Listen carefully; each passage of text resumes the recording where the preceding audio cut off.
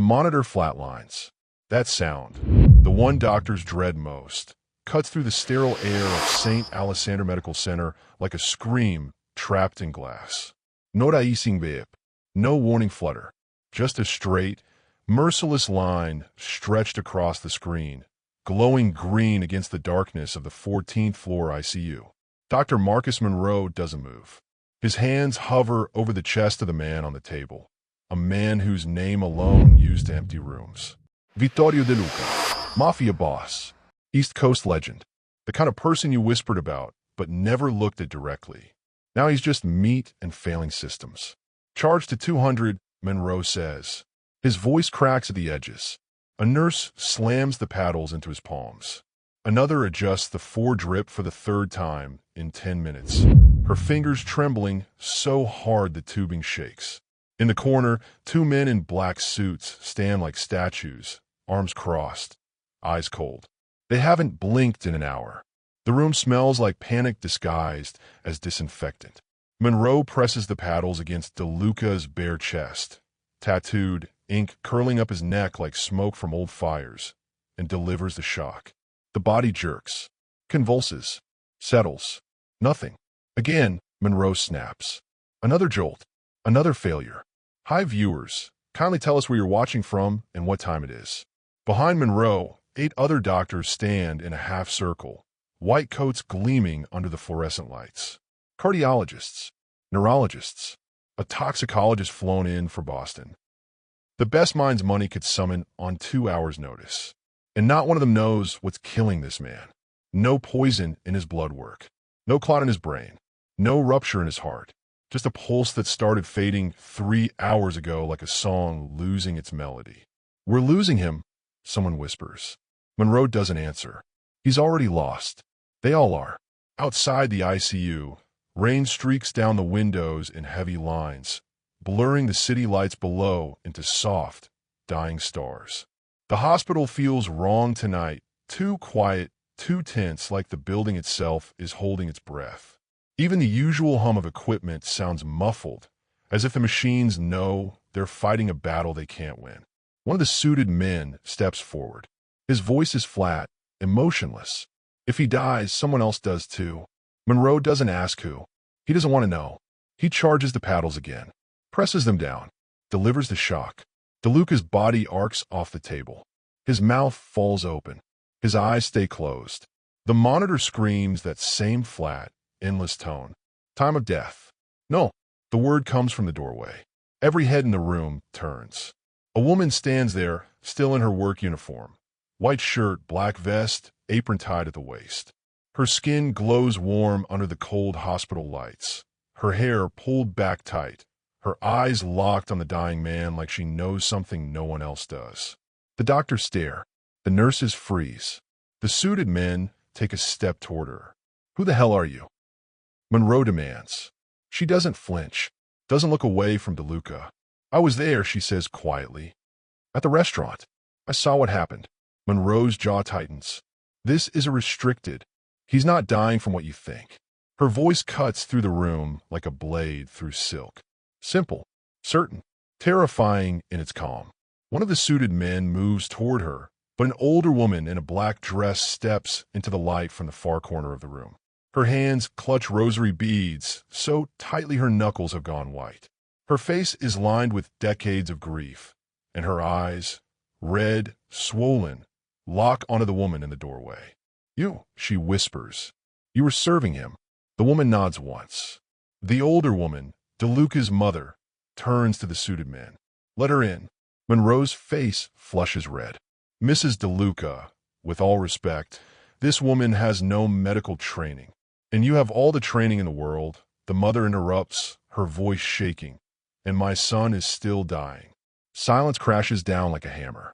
The woman in the apron steps forward. Her hands are steady, but her breathing isn't. She reaches into her pocket and pulls out something small, wrapped in a napkin. She unfolds it. A glass. Crystal. Smudged with something dark at the rim. He didn't drink from this, she says. But he touched it. And when he did, I saw his hand shake. Monroe stares at her like she's spoken another language. What are you talking about? She finally looks at him. Her eyes are tired but sharp. Fear doesn't show up in blood tests, doctor, but it still kills. One of the nurses crosses herself. The monitor beeps once. Weak, barely there. Everyone freezes. It beeps again. Monroe spins back to the screen. The line flickers. Just a hair, just a ghost of movement, but it's there. What the? The woman steps closer to the table, closer to DeLuca. She stares down at him. This man who built his empire on violence and silence. And she doesn't look afraid. She looks sad. Your son didn't come, she whispers. Did you notice? DeLuca's fingers twitch. The monitor beeps a third time. Monroe stumbles back, gripping the edge of the table. That's not possible. But the woman isn't listening to him anymore. She's leaning closer now, her voice so low only DeLuca, if he can hear anything at all, would catch it. You think dying is your punishment, she says. It's not. Her hand hovers over his chest, not touching, just close enough that the warmth of her palm might reach him. Remembering is. The monitor erupts into rhythm. Weak, stuttering, but alive. Every doctor in the room goes still. The nurses gasp. One of the suited men whispers something sharp into a phone. The mother collapses into a chair, sobbing into her hands. Monroe stares at the screen, then at the woman, then back at the screen. Who are you? She straightens, steps back. Her face is unreadable now, like she's just seen something the rest of them never will. My name is Naomi Clark, she says, and I'm just a waitress. But the way she says it, the way the monitor keeps beeping behind her, steady now, stronger with every second, makes it clear she's something else entirely. Something none of them were ready for. What would you do if you knew the truth could kill you, but staying silent would kill someone else? Drop your answer below. 4 hours earlier, the chandeliers at the Gilded Swan throw gold light across marble floors like liquid wealth. Naomi balances 3 plates on her left arm, a wine bottle in her right hand, and moves through the crowd with the kind of invisible grace that comes from years of being looked past. The guests don't see her. They see the champagne, the lobster, the perfectly folded napkins. They don't see the exhaustion pressing down on her shoulders or the ache in her feet from standing since noon. She refills a glass for a woman dripping in diamonds. The woman doesn't say thank you. Naomi doesn't expect her to. Across the room, near the private corner booth reserved for people whose names don't appear on reservations, Vittorio DeLuca sits like a king among wolves. His suit costs more than Naomi's rent for a year.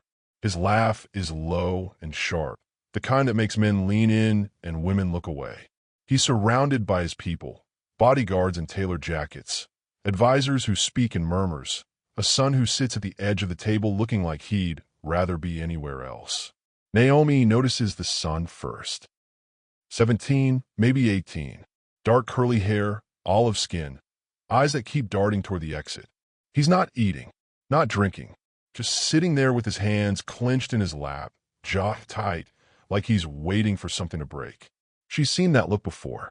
On her younger brother, years ago, before he disappeared into a system that chewed him up and spit him out in pieces. DeLuca raises his glass. To family, he says, his voice cutting through the noise. The only thing that matters. The table echoes the toast. The son doesn't lift his glass. DeLuca notices. His smile doesn't change, but his eyes do. Drink, he says. Not a suggestion. The son's hand shakes as he reaches for his glass. He brings it to his lips, but doesn't swallow. Naomi turns away. Not her business. Never her business.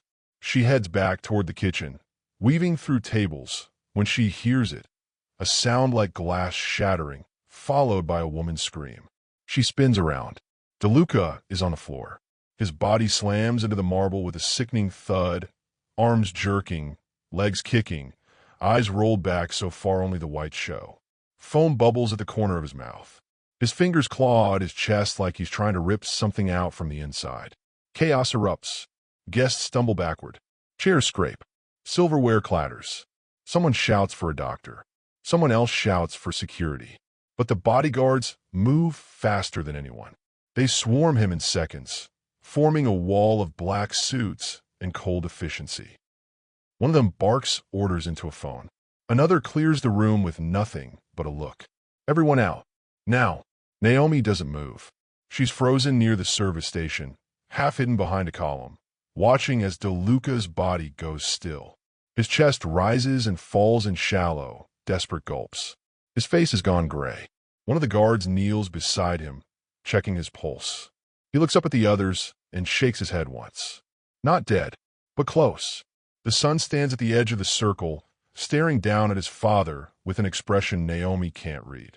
Not fear, not grief. Something else. Relief, maybe, or guilt. Within minutes, the restaurant is empty except for staff and guards. The manager rushes out, wringing his hands, promising silence, promising discretion. The guards don't acknowledge him. An ambulance pulls up outside. No sirens, no lights. The kind of ambulance that doesn't exist on paper. They load DeLuca onto a stretcher and carry him out through the back exit, past the dumpsters and delivery trucks, like he's cargo instead of a man. Naomi watches from the kitchen window. She should be clearing tables. Should be finishing her shift.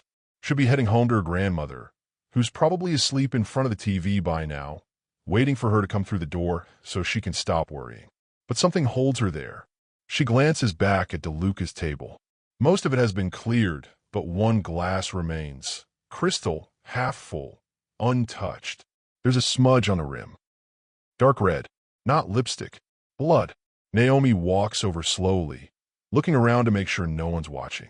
She picks up the glass, wraps it in a napkin, and slips it into her apron pocket. She doesn't know why, just knows she should. By the time she leaves the Gilded Swan 2 hours later, the rain has started. Fat, heavy drops that soak through her jacket in seconds. She clutches the napkin-wrapped glass against her ribs and walks toward the subway station, her mind spinning. She thinks about the son's face, the way DeLuca grabbed at his chest like something inside him was tearing loose, the way the guards moved like they'd done this before. And she thinks about the blood on the glass. Not poison, she tells herself. They would have found that by now. But something happened. Something wrong. By the time she reaches her apartment in Newark, 3 floors up, peeling paint, a lock that sticks, it's almost midnight. Her grandmother is asleep in the recliner, the TV still glowing softly, playing some old gospel program. Naomi sets the glass on the kitchen counter and stares at it. She should throw it away, should forget she ever saw it. But she doesn't. Instead, she pulls out her phone and searches for news. Nothing yet. No reports of a collapse, no ambulance calls, no hospital admissions. Like it never happened. She thinks about the son again, about the way he didn't drink his toast, about the way he looked at his father like he was staring at a ghost. And she thinks about the guard's words, whispered sharp into a phone. If he dies, someone else does too. Naomi closes her eyes, breathes slow, then she opens them and makes a decision. Tomorrow, she'll find out where they took him. Tomorrow, she'll go see for herself. Because something in her chest, something quiet and insistent, like her grandmother's voice praying in the next room, tells her this isn't over. Not even close. If you saw something that didn't add up, would you walk away or dig deeper? Let us know in the comments. Naomi doesn't sleep. She lies in bed staring at the ceiling, listening to the hum of the refrigerator and the distant sound of sirens wailing through the neighborhood. Her grandmother snores softly in the next room, a sound that usually brings comfort, but tonight just reminds her how fragile everything is. The glass sits on her nightstand, still wrapped in the napkin. She keeps thinking about DeLuca's face, the way his body seized, the way his son stood there, watching, not moving. At 5 in the morning, she gives up on sleep and gets dressed. Her shift at the Gilded Swan doesn't start until noon, but she's not going there. Not yet. She pulls on jeans, a hoodie, and her worn-out sneakers. She tucks the glass in her bag and slips out of the apartment before her grandmother wakes up. The city is just starting to stir. Early commuters shuffle toward the train station, heads down, faces blank. The sky is bruised, purple, and gray, the kind of dawn that never really brightens. Naomi takes the subway into Manhattan, standing near the door, gripping the pole as the train rattles through tunnels. She doesn't have a plan, doesn't know what she's looking for, just knows she has to go. She gets off at the stop near St. Alexander Medical Center and walks the last 6 blocks. The hospital rises up in front of her like a monument. Clean white stone, tall windows reflecting the morning clouds. A place where people go to be saved or to say goodbye.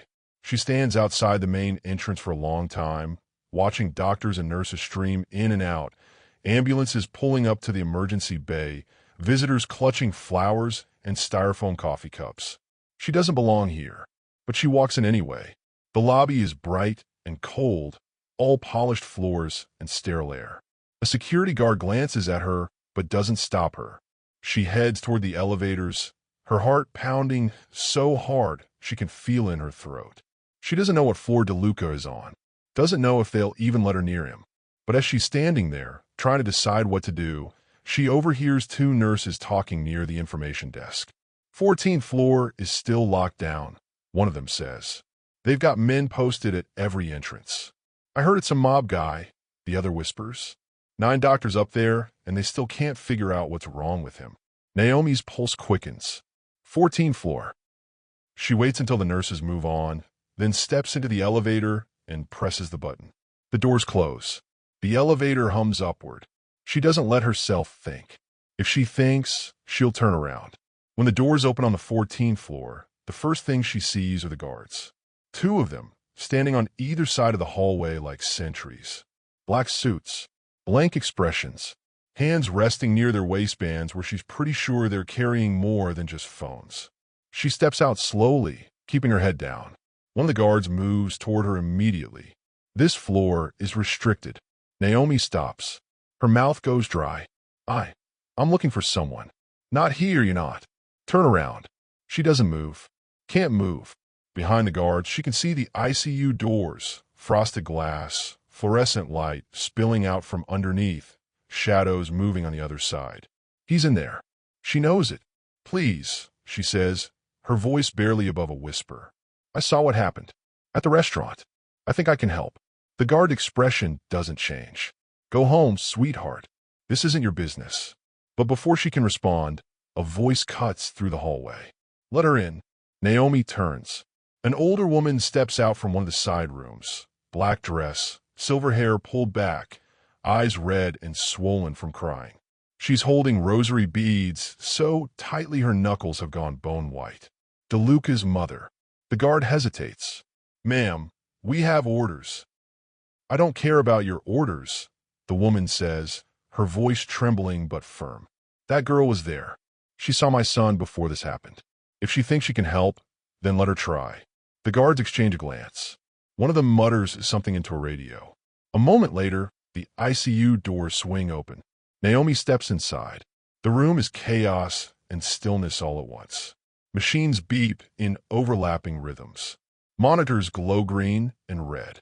Doctors crowd around the bed in the center, their faces tight with frustration and exhaustion. And there, in the middle of it all, is Vittorio DeLuca. He looks smaller than he did at the restaurant. Weaker. His skin is pale gray, his chest rising and falling in shallow, labored breaths. Tubes snake from his arms. Wires connect him to machines that are doing the work his body no longer can.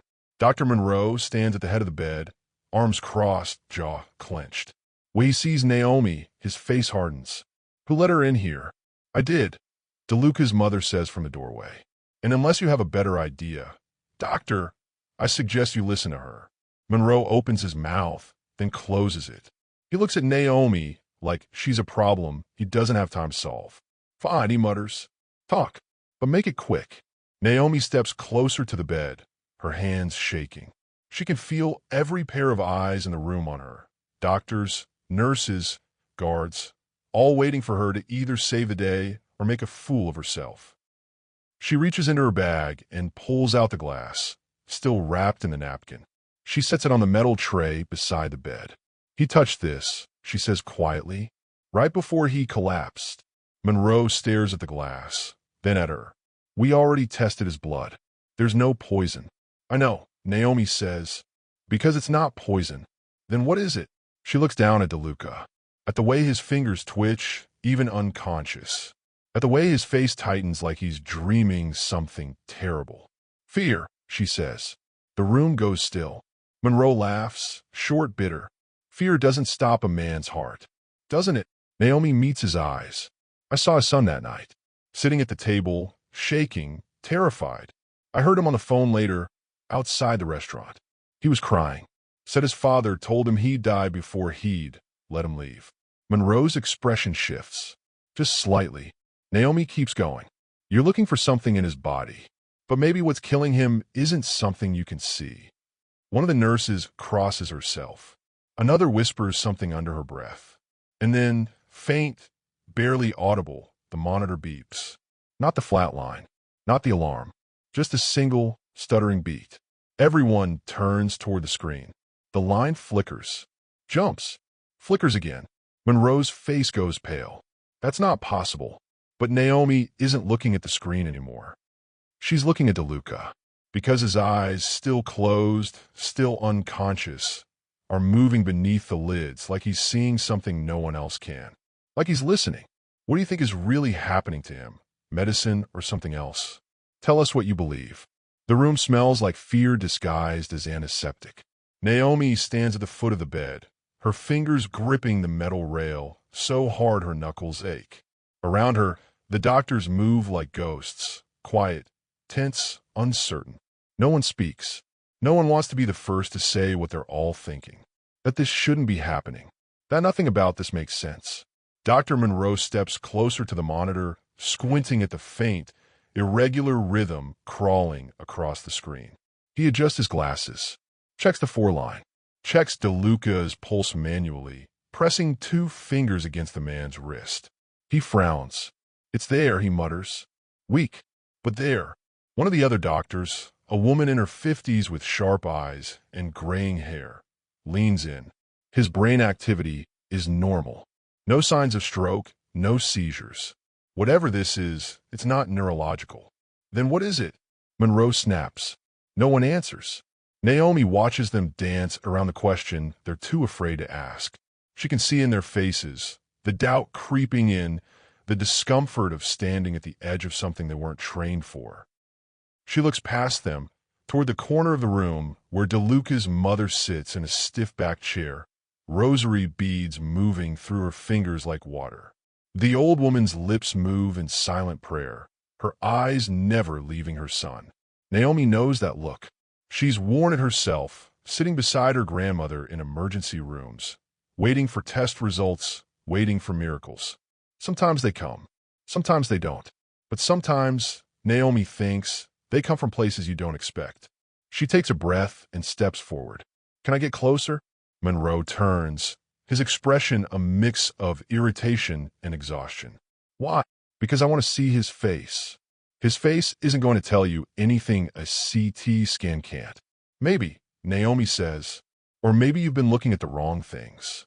Monroe bristles, but before he can respond, DeLuca's mother speaks. Let her. Her voice is quiet but immovable, the kind of voice that's buried children and outlived wars. Monroe glances at her, then back at Naomi. He steps aside. Naomi moves to the side of the bed, close enough now to see the details the machines don't show. The faint bruising under DeLuca's eyes. The way his jaw clenches, even unconscious like he's grinding his teeth against something. The tremor in his hands, barely visible like his body is caught in a loop it can't escape. She leans in, studying his face, and notices something the doctors missed. His lips are moving. Not much. Just the tiniest flex of muscle, like he's trying to speak, but the words are trapped somewhere deep. He's saying something, Naomi whispers. Monroe moves closer, skeptical. That's just involuntary. No. Naomi leans in further, her ear close to DeLuca's mouth. She holds her breath, listening, and then she hears it. A word, barely a sound, more breath than voice. Sorry. Her chest tightens. She straightens up, her eyes wide. He's apologizing. Monroe stares at her. What? He's saying sorry. Naomi looks around the room, at the doctors, at the mother. Over and over, like he's stuck in it. One of the nurses gasps softly. Another backs away from the bed, her hand over her mouth. DeLuca's mother stands, her legs shaking. She crosses the room slowly, like she's walking through deep water, and stops at her son's side. She reaches down and takes his hand. Vittorio. She whispers, her voice breaking. What have you done? For a long moment, nothing happens. Then the monitor beeps again. Stronger this time. A second beat. A third. Monroe spins toward the screen, his face pale. That's not possible. His heart was failing. There's no medical explanation for her. Maybe it's not medical, Naomi says quietly. The room goes silent. Monroe turns on her, his frustration boiling over. You're a waitress. You don't know the first thing about. I know guilt when I see it. The words hit the room like a slap. Naomi doesn't flinch. She looks Monroe dead in the eye. I've seen men like him my whole life. Men who think they're untouchable, who build their lives on control and violence and silence. And then one day, it all catches up. Not in a courtroom, not in a prison cell, but right here. She taps her chest, where no amount of money or power can save you. Monroe opens his mouth, but nothing comes out, because deep down, he knows she's right. DeLuca's mother sinks into the chair beside the bed, still holding her son's hand. Tears stream down her face, silent and relentless. I told him, she whispers. I told him this life would destroy him, that you can't run for what you've done forever. But he wouldn't listen. He never listened. Naomi steps back, giving the woman space, but her eyes stay on DeLuca. On the way his fingers twitch in his mother's grip. On the way his chest rises and falls, still fighting, still holding on. She doesn't understand it. Not fully. But she knows what she saw. This man isn't dying from a disease. He's dying from himself. And maybe, just maybe, that's something the doctors can't fix. But something else can. The monitor beeps again. Steady now. Almost normal. Monroe stares at the screen like it's betrayed him. This doesn't make sense. No, Naomi says softly. But it's happening anyway. She turns to leave, but DeLuca's mother calls out. Wait. Naomi stops. The old woman looks up at her, eyes red and swollen. But there's something else there now. Something like hope. Don't go, she says. Please. I don't know what you did, but he's still here. And I think he needs to hear more. Naomi hesitates. Every instinct tells her to walk away, to go back to her life, to let the doctors and the guards and the money handle whatever this is. But she thinks about the son, about the blood on the glass, about the way DeLuca's lips moved, whispering apologies to ghosts only he can see. And she stays. Because sometimes the right thing to do is the hardest thing to do. And Naomi Clark has never been good at walking away. If you were in her position, would you stay or leave? Drop your answer below. The hours blur together after that. Naomi sits in a chair near the window, watching the rain streak down the glass in slow, heavy lines. Outside, the city moves on. Cars honking, people rushing, life continuing like nothing in this room matters. But in here, time feels different. Slower, heavier. DeLuca hasn't woken up, but he hasn't slipped away either. His heart beats steady now. The monitor a constant rhythm that fills the silence between prayers and medical jargon. The doctors come and go, checking vitals, adjusting medications, whispering to each other in corners. None of them look at Naomi directly, but she can feel their questions pressing against her like hands. Who is she? What did she do? Why is he still alive? Monroe stays longer than the others. He stands at the foot of the bed, arms crossed, staring at DeLuca like the man is a puzzle he's determined to solve. Finally, he speaks. You said you saw his son. Naomi nods. What did he look like? She closes her eyes, pulling the memory forward. Young, 17, maybe 18. Curly hair, olive skin. Dressed nice, but uncomfortable. Like the clothes didn't fit right. She pauses. He was scared. Of what? His father.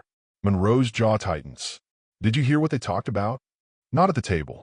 But later, outside, I heard him on the phone. He was crying. Said his father told him he'd die before he'd let him leave. Monroe goes quiet for a long time. Then he looks at Naomi, and for the first time, there's no condescension in his eyes. Just exhaustion. You think that's what's killing him? Guilt over his son? I think guilt kills a lot of men, Naomi says. They just don't all end up in a hospital. Monroe exhales slowly. He rubs his face, his hands shaking slightly. I've been a doctor for 23 years. I've seen heart attacks, strokes, cancer, infections, every kind of failure the body can produce. But I've never seen this.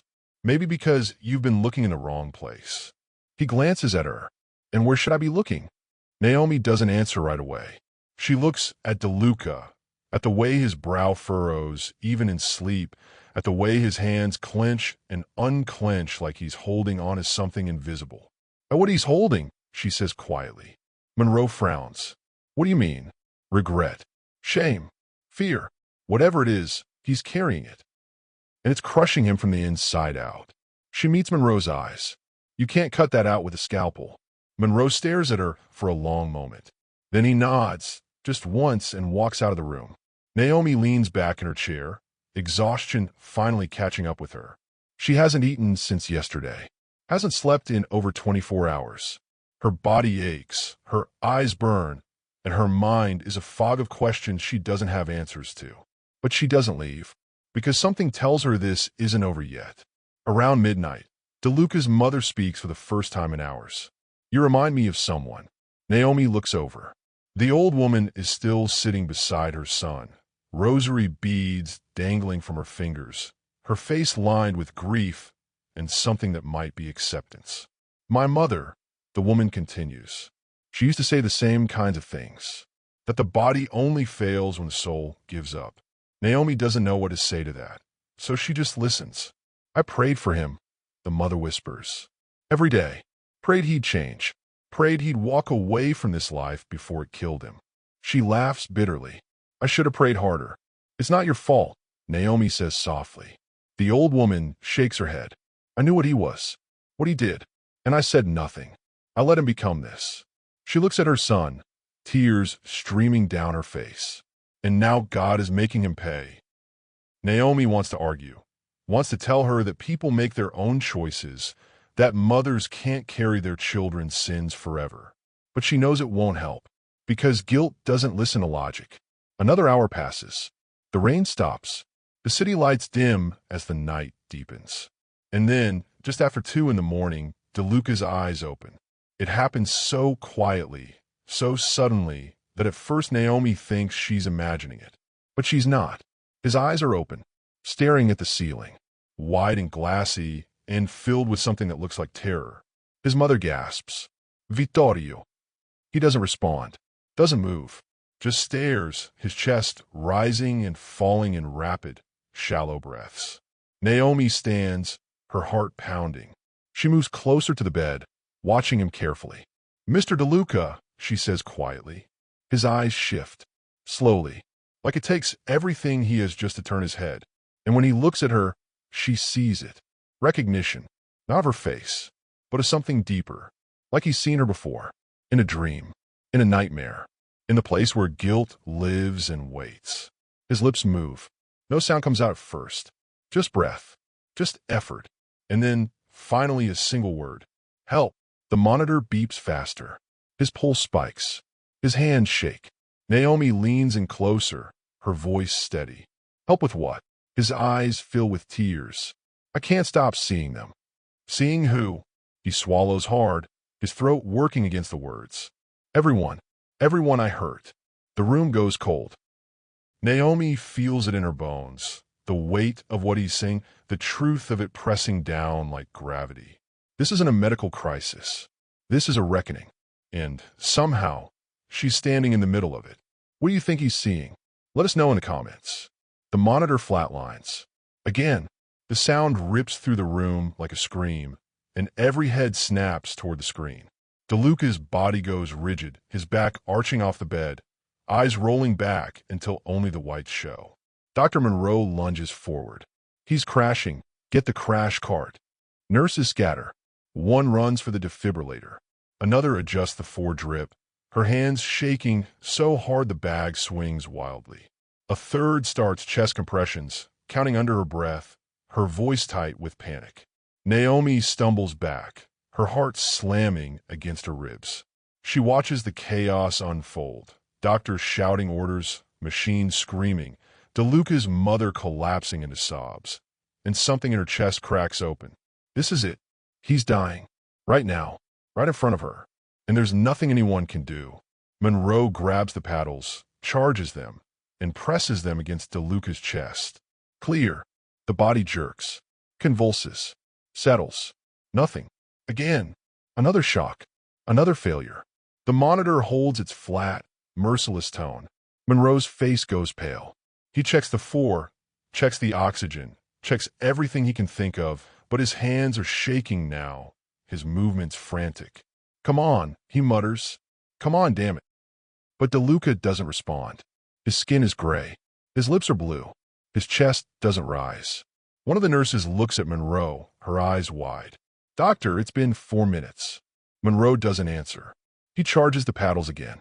"Doctor, I heard you." He delivers another shock. Nothing. Another. Nothing. The room falls into a terrible, suffocating silence. The kind of silence that comes when hope runs out. Monroe steps back, his shoulders sagging, his face a mask of defeat. He looks at the clock on the wall, at the flat line on the screen, at the body on the bed that used to be a man. "Time of death," he says quietly. 2:47 a.m. DeLuca's mother wails. A sound so raw, so broken, it makes Naomi's stomach twist. The old woman collapses forward, gripping her son's hand, sobbing into his chest. The nurses bow their heads. One of them crosses herself. Monroe pulls off his gloves and tosses them in the trash, his movements slow and mechanical. It's over. But Naomi can't move. She stands there, frozen, staring at DeLuca's body, at the way his hand hangs limp in his mother's grip, at the way his face looks almost peaceful now, like whatever he was seeing has finally let him go. And something inside her, something she doesn't understand, something that feels like her grandmother's voice or God's whisper or just pure stubborn refusal, won't let her accept it. No, the word comes out of her mouth before she can stop it. Monroe turns. "Excuse me." "No," Naomi says again, louder this time. She steps forward, her legs shaking. "You can't just give up." Monroe's face hardens. "Miss Clark, he's gone. There's nothing more we can do." "Then let me try." The room goes silent. Monroe stares at her like she's lost her mind. "You're a waitress." "I know. You have no medical training." "I know. Then what exactly do you think you're going to do?" Naomi doesn't have an answer. She just knows, deep in her bones, in the same place where she knew to take the glass, where she knew to come here, that this isn't over yet. She looks at DeLuca's mother. The old woman is still sobbing, still clutching her son's hand, but she's watching Naomi now. Waiting. "Let her try," the mother whispers. Monroe's jaw tightens. "Mrs. DeLuca, what do we have to lose?" The old woman's voice cracks. "He's already gone. If she thinks she can bring him back, then for God's sake, let her try." Monroe looks around the room, at the nurses, at the other doctors, at the guards standing silently in the corner. No one speaks. Finally, he steps back. "Fine, but you've got 1 minute. Then I'm calling it." Naomi nods. Her hands are trembling so hard she has to clench them in a fist to stop them. She steps up to the bed and looks down at DeLuca's face, at the stillness, at the absence. She doesn't know what to do, doesn't know what she's supposed to say. So she closes her eyes and does the only thing she knows how to do. She prays, not out loud, not in words anyone else can hear, just a silent, desperate plea to whatever might be listening. "Please, if there's any mercy left in this world, let it be here. Let it be now." She opens her eyes and leans close to DeLuca's ear. "Vittorio," she whispers, "I know you can hear me. I know you're still in there." No response. She takes a breath and keeps going. "You think dying is your punishment. You think this is justice. But it's not." Her voice shakes. "Justice would be facing what you've done, living with it, making it right." Still nothing. Naomi reaches into her pocket and pulls out the small orange pill bottle she carries for her grandmother. Anxiety medication, nothing special, just something to hold on to when the world feels too heavy.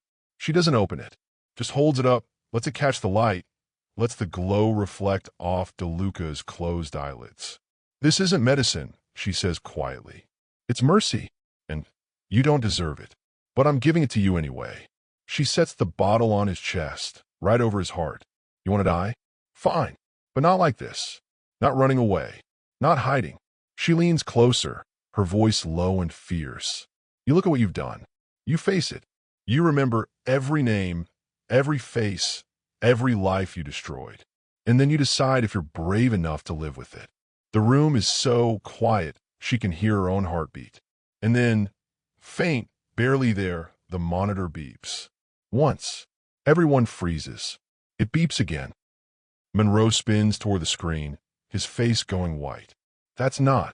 A third beep. Stronger. DeLuca's chest rises. Just a little. Just enough. His fingers twitch. His eyelids flutter. The monitor erupts into rhythm. Weak, stuttering, but alive. The nurses gasp. One of them stumbles backward, her hand over her mouth. Another whispers something that sounds like a prayer. Monroe stares at the screen, then at Naomi, then back at the screen. This isn't possible. But it's happening. DeLuca's eyes open, slow, heavy, like he's dragging himself up from the bottom of a deep, dark ocean. He stares at the ceiling, blinks, breathes. His mother cries out and grabs his hand, pressing it to her face. Vittorio, oh God, Vittorio. But DeLuca doesn't look at her. He looks at Naomi, and in his eyes, she sees something that wasn't there before. Terror, understanding, surrender. What did you do to me? He rasps, his voice barely a whisper. Naomi picks up the pill bottle from his chest and slips it back into her pocket. I didn't do anything, she says quietly. You did. The monitor beeps steady now. Normal. Like nothing ever happened. Monroe sinks into a chair, his head in his hands. The other doctors stand frozen, too shocked to speak. And Naomi, exhausted, trembling, barely able to stand, turns and walks toward the door. Because she's done. Whatever just happened, it wasn't her. It was something bigger. Something she'll never fully understand. And that's okay. If you witnessed this, would you believe it was a miracle or something else? Drop your answer in the comments, and don't forget to subscribe and turn on notifications. We have more powerful stories coming that you won't want to miss. DeLuca doesn't stop shaking.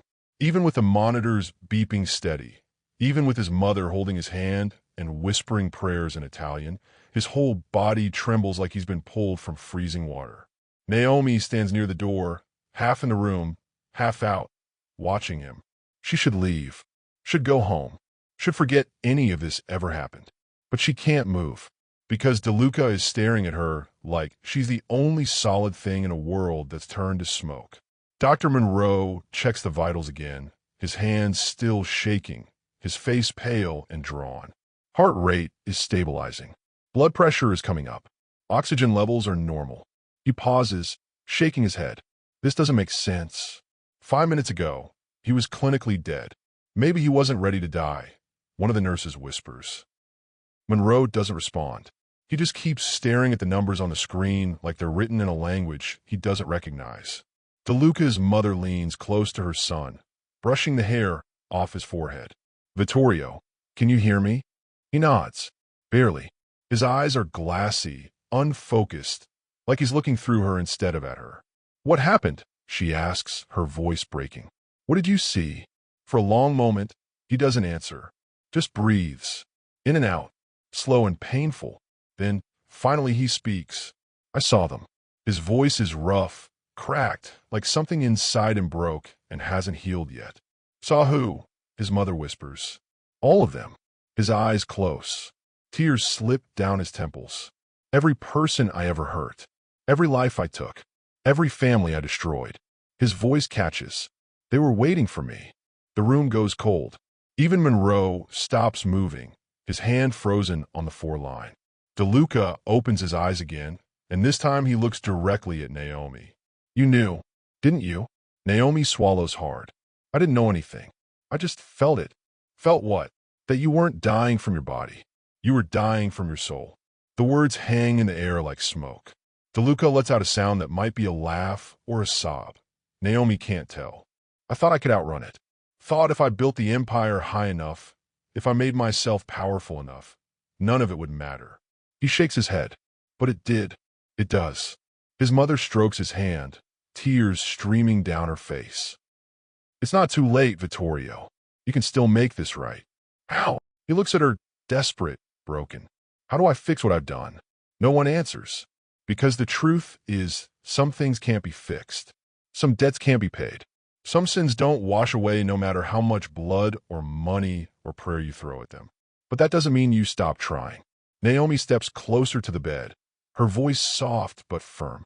You start by telling the truth. DeLuca looks at her, confusion flickering across his face. What truth? The one you've been hiding. She glances at his mother, then back at him. Your son. Where is he? DeLuca's face crumples. Fresh tears spill over. I don't know. Yes, you do. I told him. His voice breaks. I told him if he left, I'd kill him. I told him he was nothing without me, that this family was all he had. He chokes on the words. And he believed me. He stayed, and I kept him in a cage. His mother gasps, her hand flying her mouth. And then that night, DeLuca continues, his voice barely audible. At the restaurant, he told me he was leaving, that he didn't care what I did to him. He was done. He closes his eyes. I grabbed him, told him he was dead to me, and he just looked at me, like I was already a ghost. The monitor beeps faster as his pulse spikes. Monroe moves forward, ready to intervene, but Naomi holds up a hand. Let him finish. Monroe hesitates, then steps back. DeLuca takes a shaky breath. I'll let him go. Watch him walk out. And I felt it. Right here.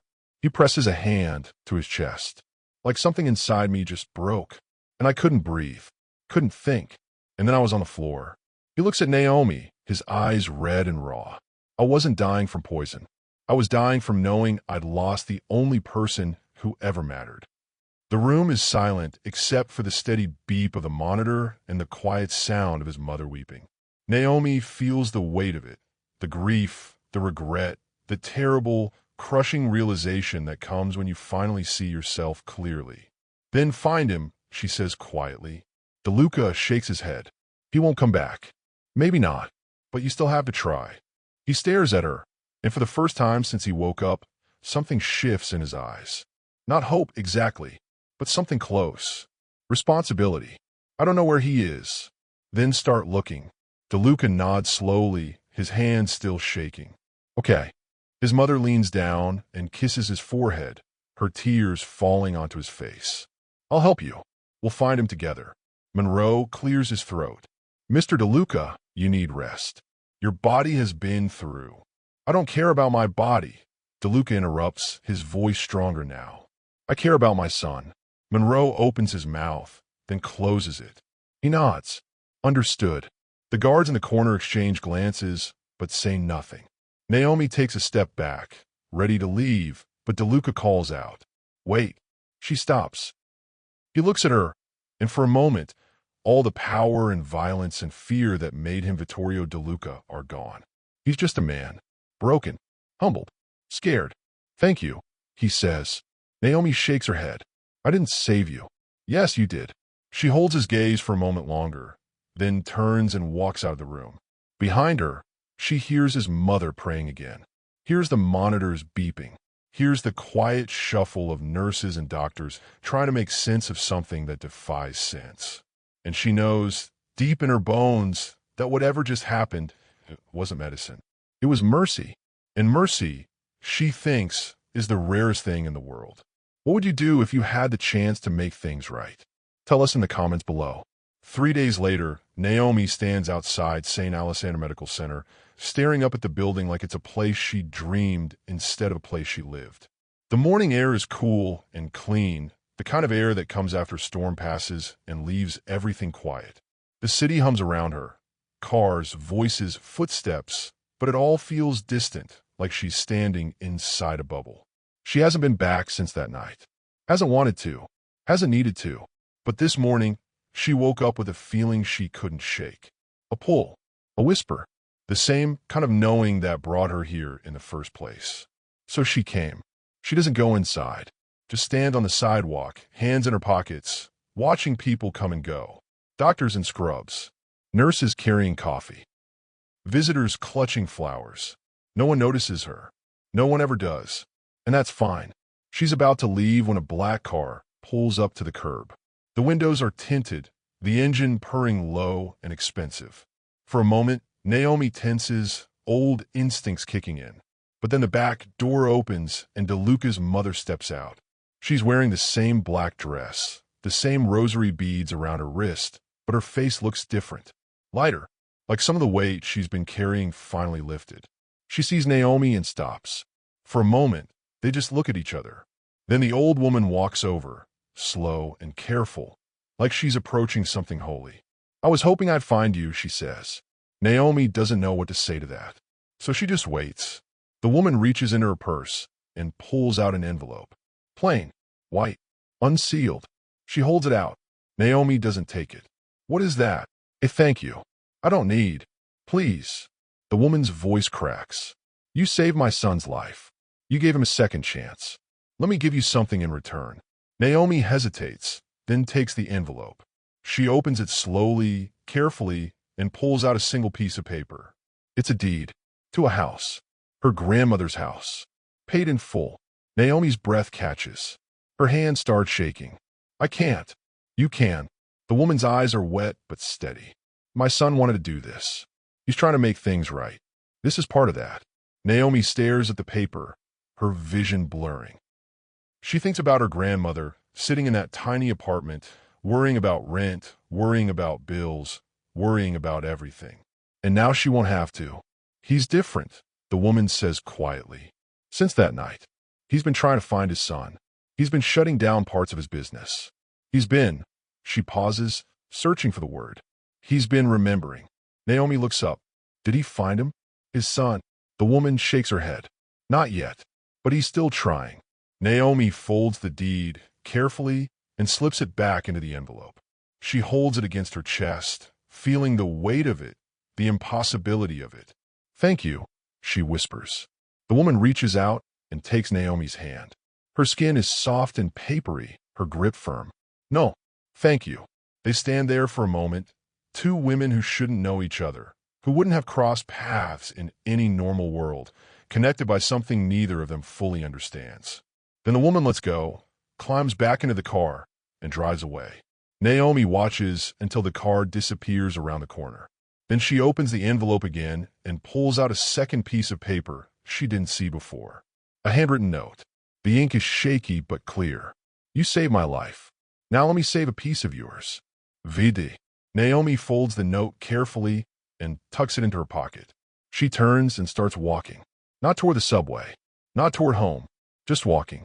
Because sometimes the only way to process a miracle is to keep moving. If someone's life changed because of you, how would you feel? Share your thoughts below, and don't forget to subscribe and turn on notifications so you never miss a story that might inspire you. 6 months pass like pages turning in a book no one's reading. Naomi doesn't hear from the DeLucas again, doesn't see them in the news, doesn't catch their names whispered in a restaurant where she still works double shifts. It's like they vanished. But every time she visits her grandmother, who now sits in her own living room, in her own house, paid for and free, she's reminded that they were real. That all happened on a Tuesday afternoon in early spring. Naomi finishes her shift and heads toward the subway. The air is warm, the kind of warm that makes people smile for no reason, and the city feels almost gentle. She's halfway down the block when she notices the man standing near the corner. Young, maybe 19 now, curly hair, olive skin, hands shoved deep in his pockets. Duduka is son. Naomi stops walking. He sees her and freezes too, like he's been caught doing something he shouldn't. For a long moment, they just stare at each other. Then he takes a step forward. "You're the waitress." Naomi nods. "And you're the son." He looks down at his shoes. "I heard what you did. For my father. I didn't do much. You did more than anyone else." He looks up, and his eyes are tired but clear. "He's been trying to find me. I know. I didn't want to be found." Naomi doesn't respond, just waits. The son shifts his weight, uncomfortable. "But then I heard he was changing things, shutting down operations, giving money back, trying to," he pauses, "trying to be different. And I don't know if I believe it." His voice cracks. "I don't know if people like him can change." Naomi thinks about that night in the ICU. About the way DeLuca's body seized, and his heart stopped, and his soul screamed. About the way he woke up different, not perfect, not redeemed, but aware. "I don't know either," she says honestly, "but I think he's trying." The son nods slowly. "My mom keeps calling. Says he wants to see me. Says he's sorry. Do you believe her? I don't know. He looks at Naomi, and for the first time, she sees the little boy he used to be. Scared, hopeful, lost. Do you think I should go? Naomi takes a breath. I think forgiveness is hard, and I think some people don't deserve it. But I also think holding on to hate will kill you, just as sure as holding on to guilt killed your father. The son wipes his eyes quickly, like he doesn't want her to see. What if he hasn't changed? What if he's still the same? Then you walk away. But at least you'll know. He nods again, slower this time. Okay. He turns to leave, then stops and looks back. What's your name? Naomi. Thank you, Naomi. And then he's gone, disappearing into the crowd like he was never there. Naomi stands on the sidewalk for a long time, watching the people pass, feeling the weight of the conversation settle into her bones. She doesn't know if the son will go back, doesn't know if DeLuca will keep trying, doesn't know how the story ends. But that's okay, because some stories don't end. They just change shape. 2 weeks later, Naomi gets a letter in the mail. No return address, just her name on the front in careful handwriting. She opens it slowly. Inside is a single pressed flower, white, delicate, still holding its shape, and a note. My son came home. Thank you for showing me what life is worth. No signature, no explanation, just that. Naomi holds the flower up to the light, watching the way it glows, translucent and fragile. And she smiles. Do you believe people can truly change, or are some things too broken to fix? Tell us what you think in the comments. The rose is white and small, barely bigger than Naomi's thumb. It sits on the hospital steps, St. Alessandra's front entrance, resting against the stone like someone placed it there on purpose. Naomi sees it on a Thursday morning, months after everything, as she's passing by on her way to work. She almost doesn't stop, almost keeps walking, but something makes her pause. She bends down and picks it up, turning it over in her fingers. The petals are fresh, soft, still holding dew from the early morning air. No note, no card, no explanation, just the rose. She looks up at the hospital, at the tall windows reflecting the sky, and wonders if he's still in there. If he ever left. If he's still trying to make things right. She doesn't go inside to check. Doesn't need to, because the rose is enough. It's a message without words. A thank you without sound. A reminder that mercy doesn't always look like justice, but it's still worth giving. Naomi tucks the rose into her bag and keeps walking. The city moves around her, cars honking, people rushing, life continuing in all its messy, beautiful chaos. And she thinks about power, not the kind that comes from money or violence or control, but the kind that comes from showing up, from refusing to look away, from offering grace when no one deserves it. That's the real revolution, she thinks. Not the loud kind, not the kind that makes headlines. The quiet kind, the kind that heals one person at a time. She passes a church and hears singing spilling out through the open doors. She passes a school and hears children laughing. She passes an old man sitting on a bench, feeding pigeons, and he nods at her like they're old friends. And Naomi realizes something. The world is full of people like DeLuca, people carrying guilt, people running from their past, people dying from the weight of what they've done. But it's also full of people like her. People who see the broken things and don't turn away. People who believe in second chances, even when logic says there shouldn't be any. And maybe that's enough. Maybe that's all any of us can do. She reaches her subway stop and heads down the stairs, the rose still tucked safely in her bag. She doesn't know if she'll ever see the DeLucas again. Doesn't know if the sun stayed or left. Doesn't know if the empire crumbled or transformed into something better. But she knows this. She was there when it mattered. When a man stood at the edge of death and had to choose between running and remembering. And she helped him choose right. That's not nothing. That's everything. Later that night, when she gets home, she puts the white rose in a glass of water and sets it on the kitchen windowsill where her grandmother can see it. The old woman asks where it came from. Naomi just smiles. Someone who needed to say thank you. Her grandmother nods, understanding in the way only grandmothers can.